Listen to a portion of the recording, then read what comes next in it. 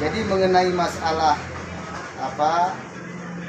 gaji itu digaji oleh kepala stokisnya. Nah, jadi kepala stokis ngambil dari perusahaan setempat gitu.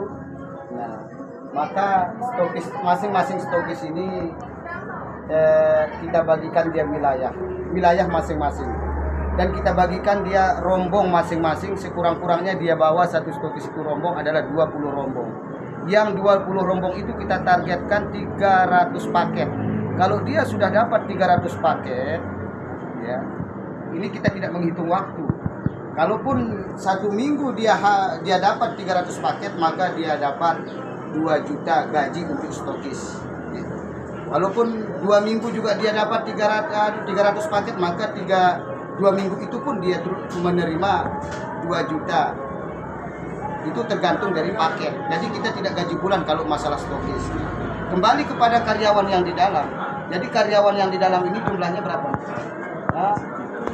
Sekitar 15 orang. Nah, itu pun gajinya itu masing-masing bervariasi, ya. Masing-masing bervariasi. Yang sekurang-kurangnya yang rajin dapat besar sebesar berapa? Ada yang 1,5 juta, terus yang paling kecil dia dapat 1 juta. Nah, itulah karyawan di dalam. Dan itu pun kalau kita memberikan gaji, dia sesuai dengan kemauan daripada karyawan. Di mana tempat kita membagi gaji ini, apakah di lesehan atau di pinggir pantai, itu kita serahkan kepada karyawan. Nah, itulah cara kami di dalam membagi gaji kepada karyawan.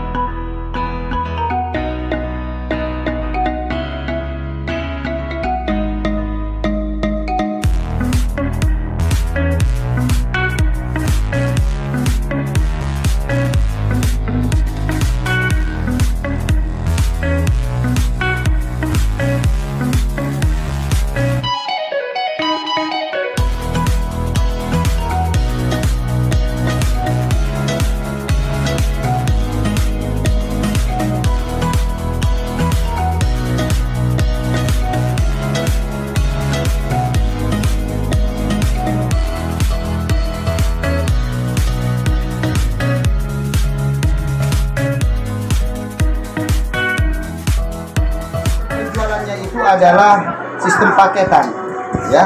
Sistem paketan, dari dalam satu paket dalam satu paket itu terdiri dari 3 bungkus.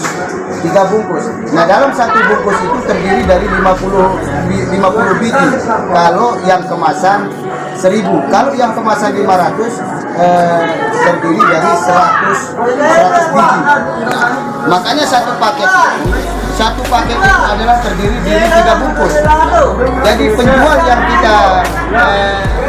yang kita lepasi atau kita taruhkan itu dapat untung 40.000 dalam satu paket.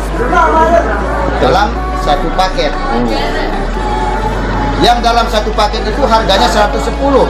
Yang 110 itu kita setor kepada perusahaan. Ya, jadi yang 10.000 itu nanti diolah oleh ketua stokis.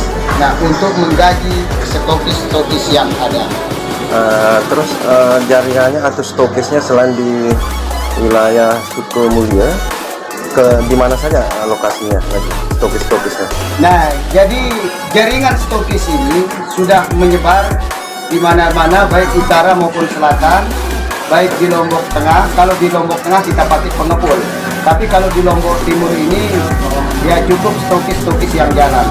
Misal di wilayah misal di kecamatan Cikur itu harus satu yang pegang. Jadi setiap kecamatan itu satu yang pegang, satu stokis.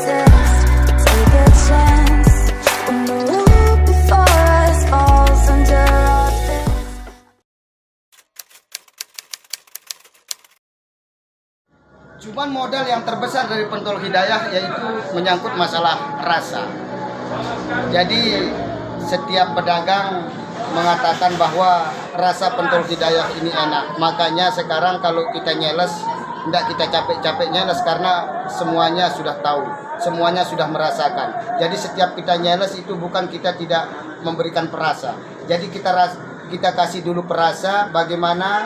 Nah, kalau dia bilang enak, ya disitulah tempat kita memasukkan sugesti supaya mereka berminat untuk mengambil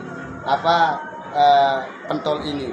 Jadi kenapa pedagang itu terlalu cepat mengambil? Karena semuanya kita fasilitasi, baik itu dari segi rombongnya, dandangnya, sausnya, pinceknya, itu semuanya kita fasilitasi. Dan pedagang juga siap jual di tempat, siap dia menjual di tempat. Nah, nanti stokis yang akan mengantarkan di situ. Makanya setiap pedagang itu memberikan nomor HP-nya kepada stokis masing-masing.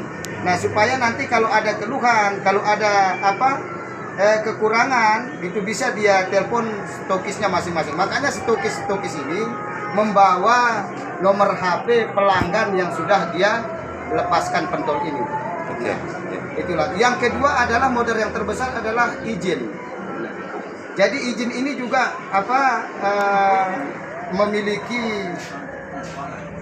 memiliki pengaruh besar ya bagi pentol ini. Jadi karena ini kan sekarang ini kan harus semuanya punya izin kan. Nah, kalau kita tidak punya izin nanti kalau komplain kan tidak bisa kita menyelesaikan masalah.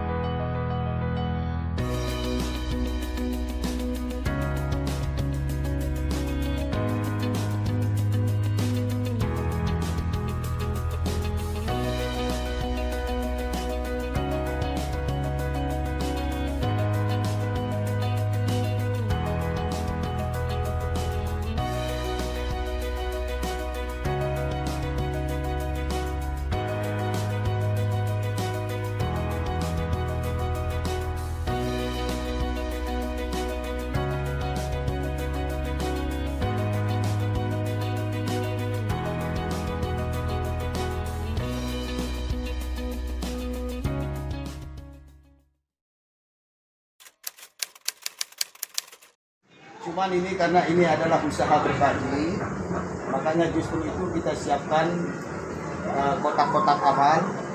Ada kotak amal untuk pengorbanan, ada kotak amal untuk orang-orang jompo dan anak-anak yatim.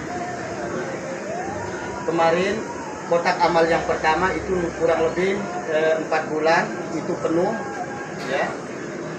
kita buka, kita undang kepala desa dan semua kadus kita undang di situ, dan semua anak-anak yatim dan orang-orang jompo juga kita undang untuk menerima santunan mereka masing-masing. Nah, memang itu tujuan kita. Tujuan kita mendirikan usaha ini adalah tujuan untuk berbagi, bukan tujuan untuk memperkaya diri. Itu tujuan kami untuk mendirikan usaha. Makanya tetap itu selalu kami tingkatkan yang namanya berbagi. La in sakartum la azidannakum wa la in kafartum inna azabi lasyadid. Barang siapa yang bersyukur akan kutambah nikmatku, kata Allah. Barang siapa yang kufur maka terimalah azabku, kata Allah. Makanya lewat berbagi ini berarti kita menyalurkan rasa bersyukur kita atas dapatnya kita rezeki. Rezeki yang kita dapatkan itu kita untuk berbagi, bukan untuk memperkaya diri. Itu tujuan utama adalah untuk berbagi. Dan juga kan kebanyakan di sini kan anak-anak pengangguran. Nah, setelah terciptanya perusahaan UD Hidayah ini, maka lowongan pekerjaan ada itu, jadi untuk mengurangi pengangguran. Itulah tujuan kita. Makanya ya teman-teman kita yang nganggur dapat